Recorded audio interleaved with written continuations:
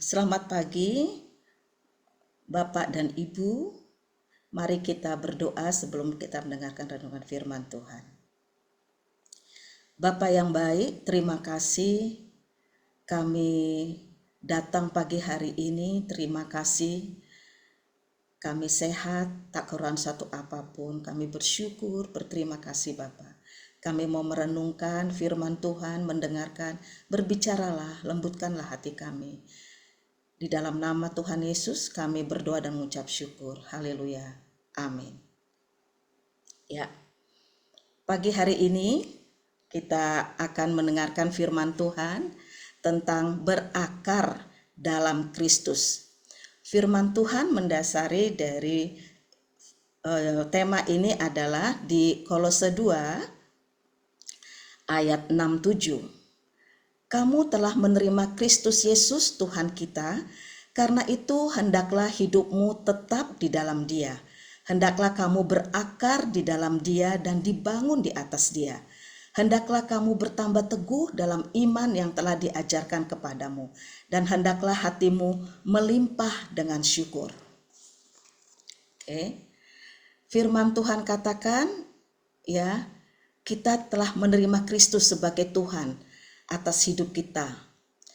Itu merupakan permulaan kehidupan bersama dengan Kristus.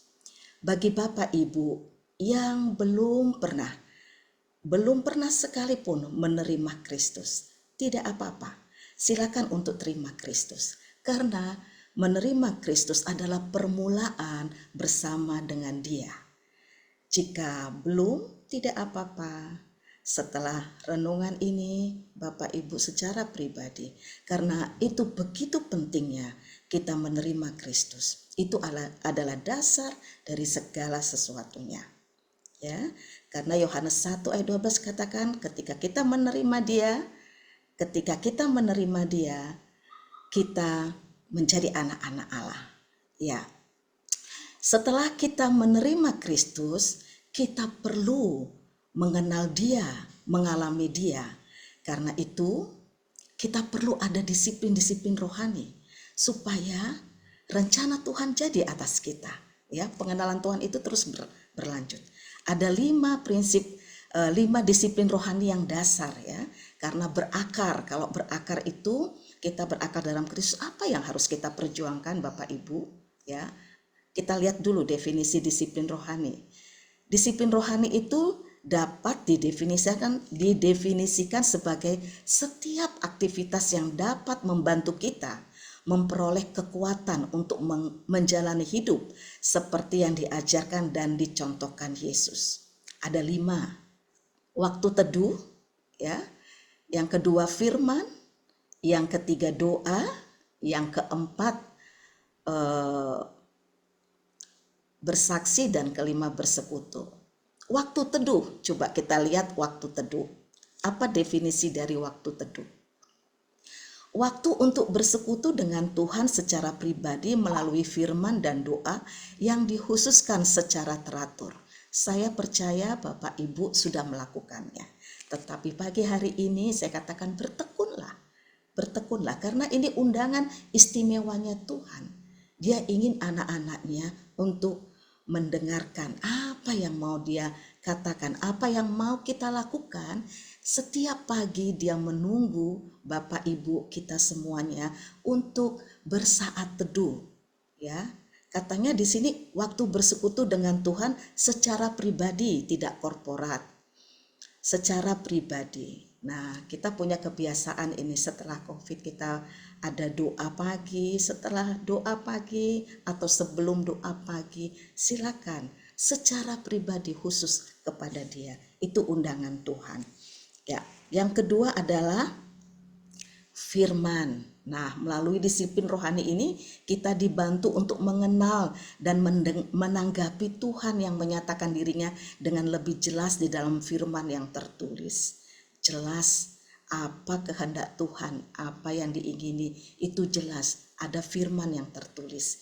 Kita sudah bertahun-tahun belajar untuk baca Alkitab 2-3 pasal setiap hari. Saya berharap masuklah di dalam disiplin rohani ini. ya, berakar, kita berakar. Ketika kita belajar baca firman 2-3 pasal setiap hari, kita belajar dari apa yang kita baca itu satu hal aja yang kita renungkan. Belajar untuk mencari, mendapatkan satu hal aja yang dapatkan berkat, kita sharingkan. Jangan lupa laporan Bapak Ibu, ya. Dikatakan kita terus harus memiliki hati yang lapar dan haus akan firman Tuhan. Ya, yang ketiga, apa sih disiplin rohani yang ketiga? Nah, ini dia. Dari semua disiplin rohani, doa adalah yang paling sentral. Karena apa? Karena doa mengantarkan kita pada komunikasi yang terus-menerus dengan Tuhan. Apa-apa kita tanya Tuhan, apa-apa kita ajak Tuhan. Tuhan, aku mau bekerja, berkati aku. Tuhan, aku mau pergi, lindungi aku. Itu adalah sentral. Apa-apa terus kita berkomunikasi dengan Tuhan. Karena doa tidak dibatasi ruang dan waktu, saudaraku, ya. Kita dapat berdoa di mana saja, kapan saja, untuk hal apa saja dan bagaimana saja. Jadi dikatakan sentral. Bangunlah terus untuk bertanya, mengajak Tuhan, membuat keputusan dan apapun. Dan saya bersyukur kita belajar secara korporat doa pagi. Jangan ditinggalkan, mari bertekun, karena di dalam doa kita akan lebih mengenal Tuhan lagi. Yang ketiga adalah tentang bersaksi, ya. Ya, kita adalah saksi-saksi Kristus, Tuhan katakan. Dan kita memiliki tema 111 GKKD 5 kali. Dan itu memotivasi kita sungguh berdoa. Apa dikatakan Tuhan, bersaksi merupakan suatu proses menjangkau orang lain dengan Injil kasih karunia Allah. Dengan kita bersaksi, ya, kita menjadi teladan. Orang lain melihat Kristus di dalam hidup kita. Ada istilahnya mata rantai, Bapak Ibu. Jika Bapak Ibu menyatakan Injil dan orang itu belum menerima, tidak apa-apa. Lanjutkan terus, karena mungkin kita bukan rantai terakhir di dalam pemberitaan firman Injil kepada seseorang itu, tetapi mungkin saja kita orang yang awal, tapi terus meneruskan hidup seseorang itu mendengar Injil, melihat Injil. Jadi bersyukurlah jikalau kita adalah mata rantai terakhir, yaitu apabila ketika kita menceritakan Injil, kalau kita menyaksikan Injil dan orang itu menerima Kristus, kita adalah mata rantai terakhir. Dia menerima Kristus sebagai Tuhan dan Juru Selamat. Bersyukurlah, jadi jangan kecil hati ketika kita bersaksi, ketika kita menceritakan Injil, menceritakan hidup kita, apa yang kita alami. Orang itu mungkin menolak, belum terima, tidak apa-apa, jangan berkecil hati. Berikutnya adalah bersekutu. Disiplin rohani ini menyangkut hubungan kita dengan saudara-saudara seiman dalam Kristus yang menjadi rekan-rekan pertumbuhan kita dalam menuju keserupaan dengan Kristus. Ya, kita adalah anak-anak Allah. Anak-anak Allah hidup baru, memiliki keluarga yang baru, memiliki saudara-saudara di dalam kerajaan Allah. Dan itu kita jangan menjauhkan diri kita, ya, dengan kita bersekutu, ya, jangan menjauhkan. Nah, kelima, ya, karena kita membutuhkan orang lain. Kelima hal ini kita lakukan, kita perjuangkan, ya, itu bagian kita. Karena apa? Karena ketika kita berdisiplin, agar kita dapat membuka kesempatan bagi Roh Kudus untuk berkarya. Jadi tujuan kita untuk tidak melakukan disiplin itu, tapi dengan kita berdisiplin, Roh Kudus bisa sangat gampang membentuk kita menjadi apa yang Tuhan inginkan. Kita menjadi bejana yang siap dibentuk oleh Tuhan. Berikutnya adalah, ya, disiplin rohani adalah sarana kasih karunia Roh Kudus agar Dia dapat bekerja lebih leluasa dalam membentuk dan memberi pertumbuhan kepada kita. Disiplin rohani kita menjadi satu bejana yang siap dibangun oleh Tuhan, tidak sehari dua hari, terus bertekun. Ya. Dan ini adalah kita berakar, ada disiplin-disiplin yang kita lakukan. Gak dilihat orang lain. Suatu tanaman itu kan dilihat hanya batangnya, daunnya. Tetapi kenapa seseorang itu terus on fire, terus di dalam tracknya pekerjaan Tuhan? Karena akarnya kuat. Dia memiliki saat teduh, dia memiliki firman yang hidup dalam hidup dia. Firman itu yang mengubah cara berpikir, cara berkata-kata dan bertindak.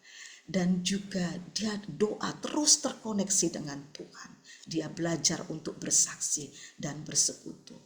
Itu tidak dilihat orang lain, itu tidak dilaporkan ke gembala sidang. Tetapi kita yang merasakan perubahan itu, hidup kita berbeda. Itu bukan tujuannya, saudara. Itu kita lakukan supaya kita kuat di dalam Tuhan. Supaya leluasa Roh Kudus memakai kita. Supaya ketika Tuhan memakai kita, kita siap. Tidak dilihat oleh orang lain. Tapi orang lain melihat apa? Buahnya. Kita bertumbuh, buahnya banyak. Hendaklah kamu berakar di dalam Dia. Mari kita perjuangkan disiplin-disiplin rohani ini. Berusaha sungguh-sungguh dan siap dibangun oleh Tuhan melalui Roh Kudus. Amin. Perenungannya, apa saja disiplin rohani yang sudah saya lakukan selama ini? Mari tingkatkan. Bagaimana saya melibatkan Roh Kudus dalam melakukan berbagai disiplin rohani ini? Dengan melibatkan Roh Kudus, apa yang tidak sanggup kita lakukan bisa karena Roh Kudus bekerja dalam kita. Amin.